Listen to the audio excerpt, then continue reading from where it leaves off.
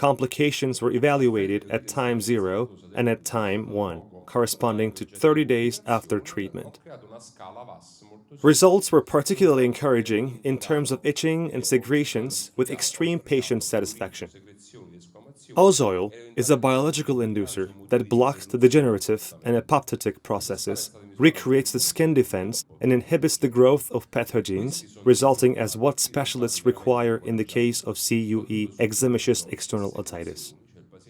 E questo è la In conclusion, Ozole gives an excellent outcome without complications and is a manageable biological inducer, also for the treatment of relapsing bacterial otitis, not responsive to the classic antibiotics therapy.